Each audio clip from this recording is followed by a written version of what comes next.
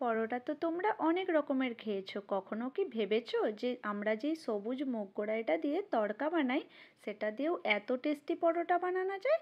যদি কখনো না বানিয়ে থাকো তাহলে একবার পুরো রেসিপিটা ফলো করে নাও। প্রথমে কিছুটা মুগ কলাই আমি ভিজিয়ে রেখেছিলাম, সেটা মিক্সিং জারের মধ্যে দিয়ে দিচ্ছি। তার মধ্যে 2টি কাঁচা লঙ্কা আর 1 ইঞ্চি মতো আদা দিয়ে বেটে নিলাম।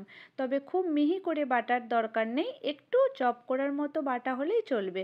তার মধ্যে লবণ, চিনি, জিরে গুঁড়ো আর লঙ্কার গুঁড়ো আর সাদা তেল দিয়ে বেশ ভালো করে প্রথমে মশলাটা মাখিয়ে নিচ্ছি। ভালো করে মাখানো হয়ে গেলে এর মধ্যে দিয়ে দিচ্ছি গমের আটা। আটাটা আমি 1 কাপ পরিমাণ নিয়েছি।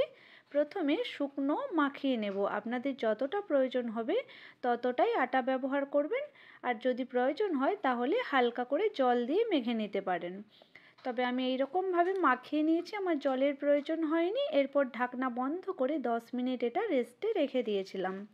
রেস্টে রাখলে আটাটা যতটা সফট হয় আর ততটা খেতে দারুণ সুস্বাদুও হয়।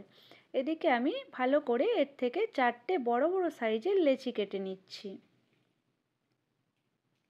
লেচি কাটা হয়ে গেলে গোল গোল করে পাকিয়ে নিচ্ছি।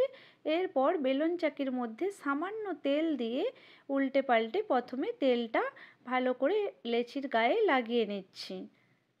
এরপর বেলে নিচ্ছি এটা। তবে এটা খুব পাতলা করে বেলার দরকার নেই, একটু মোটা করে বেললেই হবে। আবার খুব পাতলা বেলতে গেলে কিন্তু তোলার অসুবিধে হতে পারে। এদিকে প্যান গরম হতে দিয়েছিলাম, প্রথমে পরোটাটা দিয়ে 2 দিক ভালো করে উল্টে পাল্টে সেঁকে নিচ্ছি।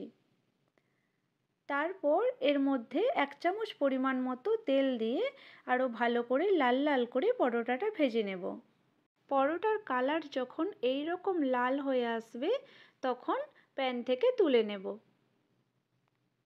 এরপর গরম গরম সস বা যে কোনো চাটনির সাথে এই পরোটা পরিবেশন করে অবশ্যই বাড়িতে ট্রাই করে দেখো।